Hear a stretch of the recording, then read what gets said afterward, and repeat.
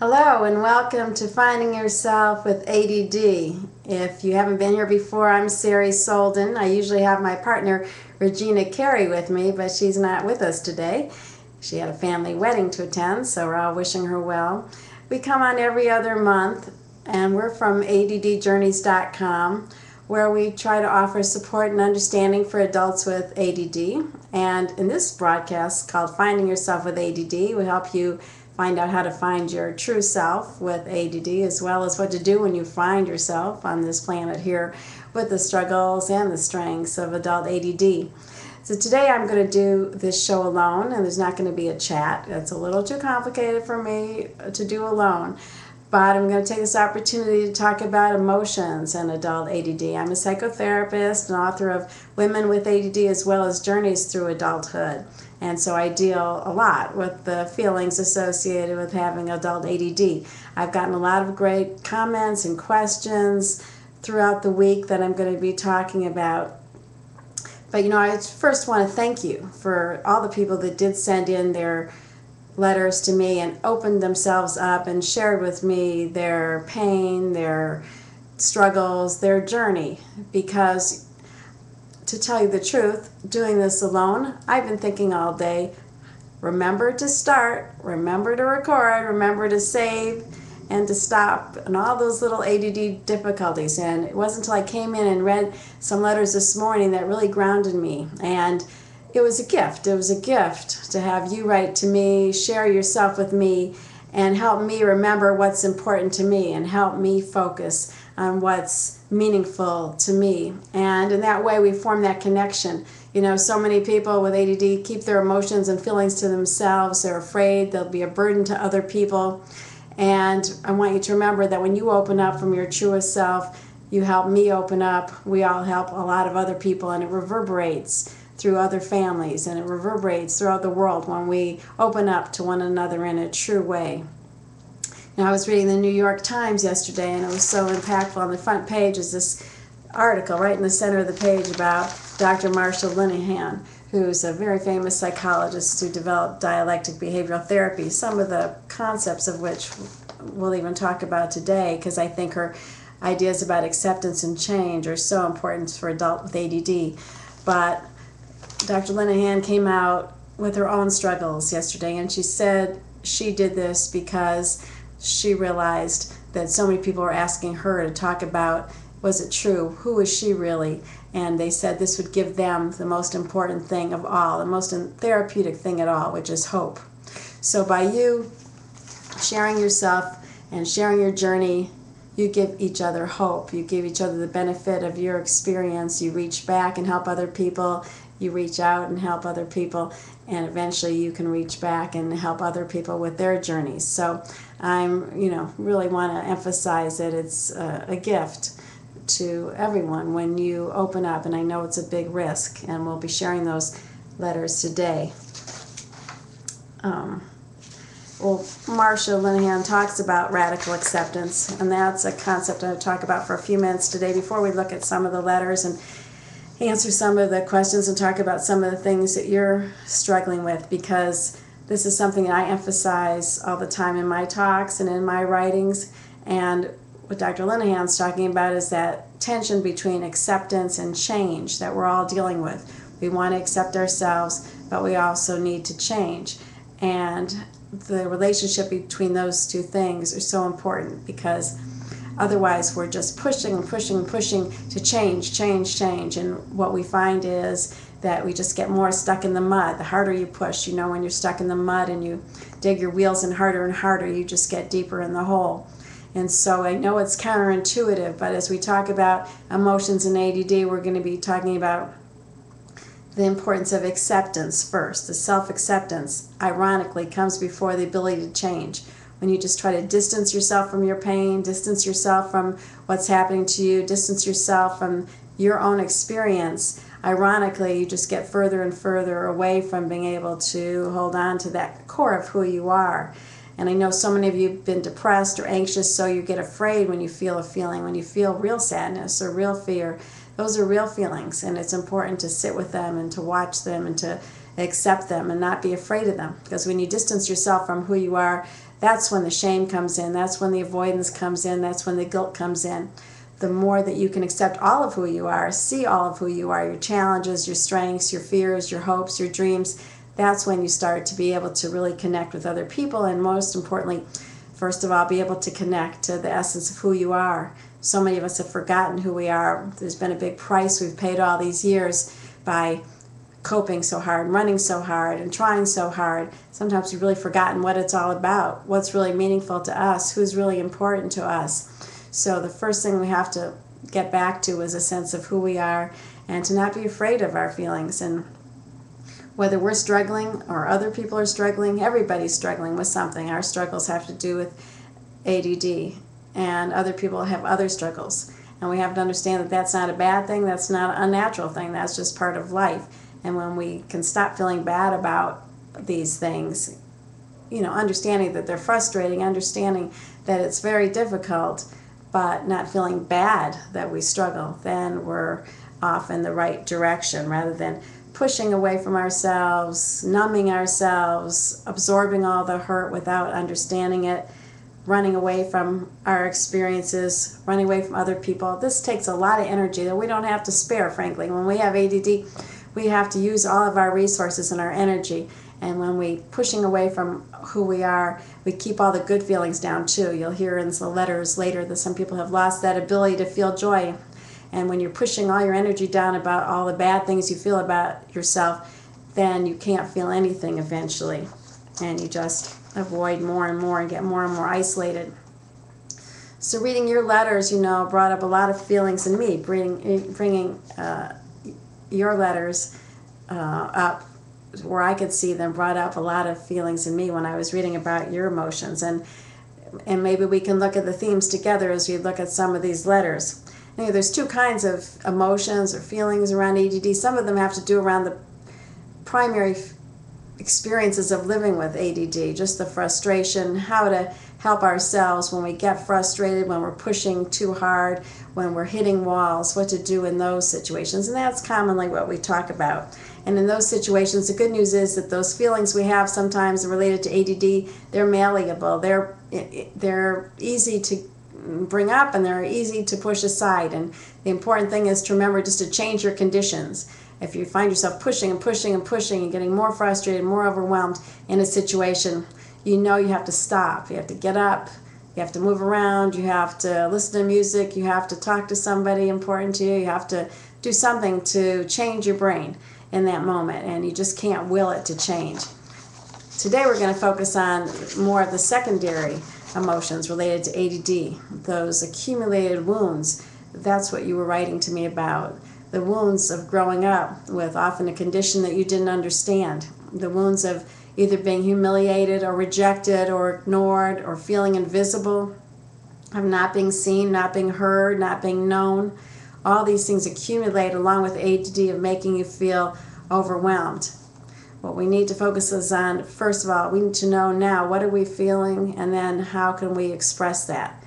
And those are the two things that sometimes we forget in this feeling of being overwhelmed. And what we're going to end up with, the takeaway message, is that you have to somehow change this negative cycle of emotions, this cycle of fear and negative expectations, negative self-view, self-distortion, seeing yourself from a distorted lens only about your limitations and your difficulties and your negative experiences rather than all of who you are. Learning to broaden out who you are and how you see yourself to include your talents and your strengths. To do this, you need to start to find one person. This is the big step today, writing in, hopefully connecting more and more online or in person. Find one person who can see you, who can value you, and most importantly, start to do one thing a week, if you're not doing it now, where you can value yourself, where you feel confident, where you can dream again, where you can connect up to that part of yourself that you've let go. To find some kindred spirits. It's not just about people with ADD. Find somebody who's adventurous like you are, creative like you are, or warm like you are. Find somebody who's a kindred spirit. You have these wounds of difference, but there are people out there like you, or not exactly like you, also who are different and who have special abilities and things they want to contribute and have a little different perspective on the world. Find people you can laugh with or you can enjoy, but you need to find one person and you need to do something different. Get new information about yourself coming in to change your emotions. And remember, you have to get to a mindset where you understand that these problems are the problem. You're not the problem.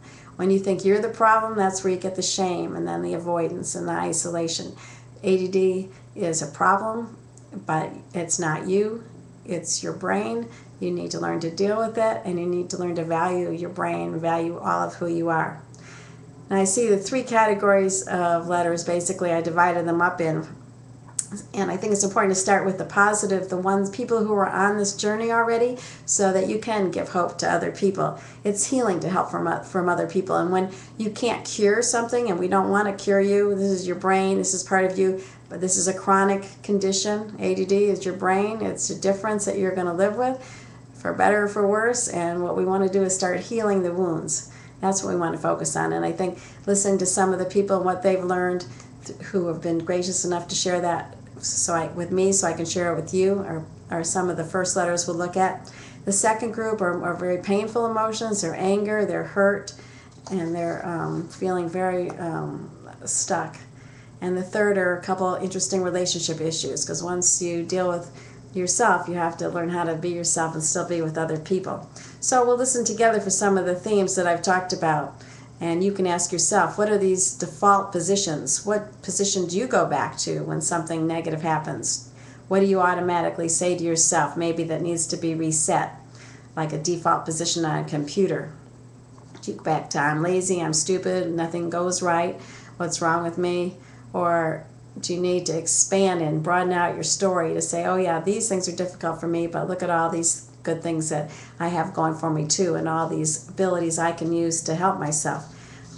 So as we listen to these letters, let's see if we can hear any distortions in these letters. But first, let's look at a few of these writings that people have written into who have been on the journey for a while. And I just extracted a couple lines from their letters. And this person says the same thing, that she's been in a process of redefining her life. And she says she hates to see how others put themselves through what she has, trying to cope and hide, thinking they have to somehow go through this all by themselves without love and support. That sort of mindset of not knowing how to openly communicate and not wanting to further burden others more than necessary. She points out that she's learned that it's important to find love and support, and it's out there, and to not consider yourself a burden to other people. Everybody has something they need to share. This other person says that she's working on this concept that she heard me say about not needing to be fixed. And she says, most of the time I love life. Some days I can't do anything right, but I keep going. And that's really what you need to take away too. You just keep going, as many clients have told me, step by step, little by little, just moving in a positive direction. Sometimes the emotions get bottled up when we think we have to get to a perfect solution to something. This other person says that what a great relief this diagnosis has brought to her, and she feels her entire world shifting around her. And she now starts to see her history and herself more kindly. And you can't ask for anything better than that. That's really where you want to get to view yourself more kindly. People with ADD are so hard on themselves, and they blame themselves for anything through that default position. This other person says, again, that perspective of understanding her ADD has changed her life and given her a new perspective on herself. And this other person says that she's truly lived through the pain of untreated ADD, and she agrees that with something she's read, that the only way people survive ADD without feeling crazy is to never give up on her dreams. So sometimes that's what I've seen. People's just dreams are dead, and you think maybe you're accepting ADD, but it's really that you've become resigned or given up or discouraged, and we never want to confuse those two things. These are the more painful kind of letters. This one man wrote a while ago about hiding, and now he's written a little bit more about his struggles, where he says that he shares some painful feelings that he says his whole life has been devastated by uncontrolled emotions of despair, anger, anxiety, grief, the immediate need to satisfy urges. He says, I don't enjoy emotions of happiness or hope or joy or warmth or friendship or intimacy or elation. He says the negative emotions like these have destroyed my entire 20 years of my working career. But then he goes on to say, luckily my marriage, physical health, and financial health are intact. Barely, but they are intact. He wants to know, how do we manage to turn these negative emotions into positive ones so we don't live in crisis every day? Well, there's so many issues in this, especially, David, I think, obviously I think you've been depressed for a long time. A lot of people with ADD are depressed after living with that experience for a long time. But these are overwhelming emotions, and you shouldn't have to live in such pain. And I urge you to contact me to find out if you're not getting help right there where you are. You can get a lot more support. And what's interesting to me, though, is that you say, without even much of it's like a toss-away line, that you have things that other people can't begin to understand how to get. You say, luckily my marriage and physical health and financial health are intact. I want you to focus on how did that happen? How did you manage that? Start there. This is something to build on. Find out what you did to be successful in these areas. Usually people with ADD are just unfocused on those, and they're only focused on the areas of problems. I want you to focus on how does that work? How did that work? Even with these terrible, overwhelming feelings, you've managed this. So I want you to start focusing on how did you do that? What strengths, what personality characteristics did you bring to bear on this situation in light of all those issues to make that happen? Also, this is how you begin to turn things around. You're reaching out for help. And this is what you do. You don't do this alone. And this is, so you need to find out what strengths you've had to allow you to succeed in these ways you had, and then you need to reach out more and more and more and get some help so you don't have to be in such pain. So thank you for writing us in your story. Then there's another young man who wrote about he says he's become such a loner, and this is really about distorted self-images that so many people with ADD have. He says he realizes he is such a loner, and even though he's never really considered himself one, he says, and he keeps trying to get back in touch with people in his life, and then he withdraws from it, and he doesn't know why he's doing that. But the main thing is, he says, I'm a loner, and I have no connections, but he says, but I have a loving, supportive wife and many good friends, but I feel alone most of the time. So this brings up two issues. Again, he's disregarding the fact that he's managed to have a loving, supportive wife and many good friends. But yet he's distorting this image and giving up in a way by considering himself a loner now. He's saying, oh, well, that explains it. Well, you're not a loner. You're actually, and you've built these wonderful relationships. So again, you need to focus on how did that happen? How did you manage that? What do you have inside of you that's allowed you to get to that point? You don't see the whole picture of yourself. And you also bring up an important thing with ADD. Sometimes you're not alone, but you feel alone. It's very easy for your connections that you do have to go off the radar, and you feel very disconnected. So you need to keep a list of the people in your life on a list next to you so you can remember who they are, and then make sure you contact them once a week or to remember. Sometimes people with ADD perceive that they're all alone. They don't feel those connections. So just remember, you do have this supportive wife and these supportive friends, but you've got this self-image distorted. Okay, you're really the opposite of a loner. You really love people and you love to be with people. You're just distorting your self-image. So this is a site, again, where I've offered to you and offered to other people where you can come and try to take a more active role in this. You can start a support group. Sometimes people with ADD don't do well when they have to join something, but if any of you would like to run a group on the phone or a chat, or you be a leader, you be in control, you try to reach out to other people, you start a discussion, that can sometimes help. Obviously the fear is creeping in here, and the avoidance is the negative expectations are creeping in here. But remember, see yourself whole, and that's going to give you a big lift. Again, in this really difficult category is this woman who writes in about anger. She says she's angry, just very angry. And this is part of the grief cycle that people go through after they're diagnosed. They go through anger after denial. You get anger at all the losses. And this lady feels angry at her husband for not understanding. She feels angry at her failed relationships. She feels like she's just sinking, running everything alone. She feels that her family's close to each other, but not to her. She feels stuck here, and she's angry that she's angry. But on the other hand, she knows without a doubt she'll keep fighting the fight. She wants to know how to turn off 50 years of disappointments and change her approach to life. Well, she brings up some of these issues we were talking about before. It is lonely and scary to have ADD where you feel like nobody's helping you. You have to change, not yourself so much, but you have to change how you're thinking about all this. You have to change this idea that you're angry about being angry. It's very normal and natural to be angry. Again, when you distance yourself from that, we feel bad about your feelings, that just compounds the negative cycle. You have these strengths in you. Again, we say beyond a shadow of a doubt that you're going to keep fighting this fight. And that shows me your resilience and your courage. And again, you have to remember that about yourself and find a channel for those feelings. Instead of just doing the same thing over and over, find a way to use that courage, find a way to use that strength, find a way to use that energy. So you want to keep fighting, but not fighting yourself and not fighting other people and not fighting to run away from yourself or to get over who you are.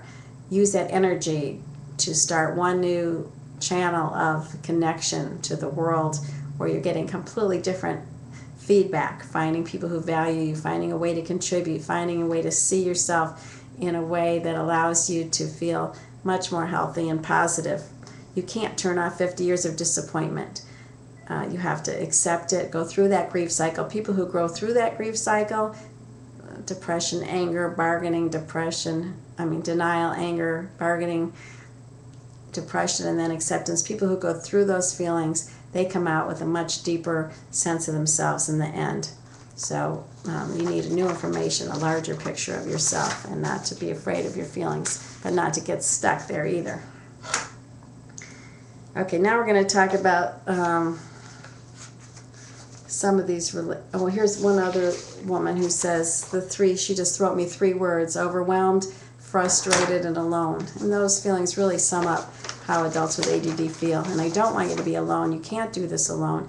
Come on the site, go on. 1 million groups are there. I've found them all on Facebook. There's a lot of people with ADD out there. If you can't find people in your life, write to me. If you want to become more involved in this site, or if you don't know how to do that, write to me.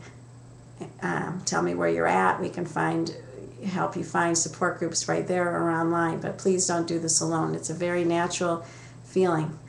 You need, again, to find places where you can use your competence, get support, and start healing some of these wounds. Now, these 2 are about relationships. And this one really got me going here. This one says, do you have any suggested readings for partners of people, women with ADD? My boyfriend is currently trying to decide whether or not he can handle my constant disorganization. Any suggestions would be very helpful. Well, being a therapist with a lot of women who are married for a long time to partners who have to go back and deal with these issues, is you have an opportunity to deal with this now. For you to decide, is this the kind of person that's going to be supportive enough of you as you go through life together? So this is a big red flag. Your boyfriend, you're giving him the power to try to decide if you're good enough for him. You have to also decide if he's supportive enough of you. Any kind of difficulties you have or he has, and I'm sure he's got his own struggles, are things that both of you have to talk about, and how you can help each other in a mutually respectful relationship as time goes on. But this is a red flag. You need to decide if this is a boyfriend you can trust long term, who can support you and accept you, that you feel safe with. There's nothing worse than being in a marriage with someone you have to constantly prove yourself to, or hide, or feel inadequate with. So, as they said at the royal wedding, the point of marriage is to transform each other, not to reform each other. And that means you want to be with somebody through whom you can both heal your earlier wounds. I mean, think about it. What if in life you or your partner get a stroke or have a car accident or you become ill?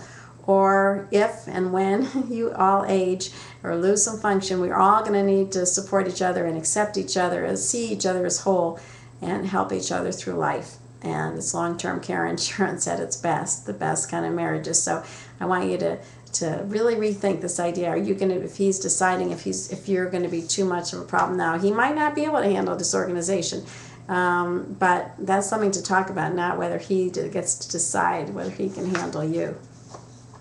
And this last letter is from a longtime writer who's been writing a long time about, can he find a woman to feel accepted by? And now he writes that he does have somebody, but now he's afraid that he's going to get bored in relationships, and he's afraid you'll get married and then it's just going to be dull. And I think this is important to understand, that first of all, you can't expect this person to fill you up or to keep your life interesting. You've got to continue to build your own whole sense of self. And also with ADD, not to let that ADD stuff sort of drain the fun and passion out of your relationship. But mostly you have to understand with ADD that all relationships settle down at some point, and they're very exciting at first. And it's natural, normal to go to a different level of a mature relationship where you get to replace some of that early excitement with a deeper respect and caring and valuing and sharing and building a life together and supporting each other. And that's what you're looking for with a partnership with adult ADD. So I want to thank you all for joining me today. This will be replayed on the site. You can link at any time. But please let me know on addjourneys.com. We want to help you find a way to be a leader if you want to of groups, to join a group, to connect, and to get understanding. There is understanding out there, and there's other people on this journey. If you don't know how to do that, write to us. Write to me at Sari@SariSolden.com. But don't do this alone. There's so much wisdom out there, collective wisdom out there, that you can give each other is the most therapeutic thing I found. So I want to thank you for joining me, finding yourself with ADD.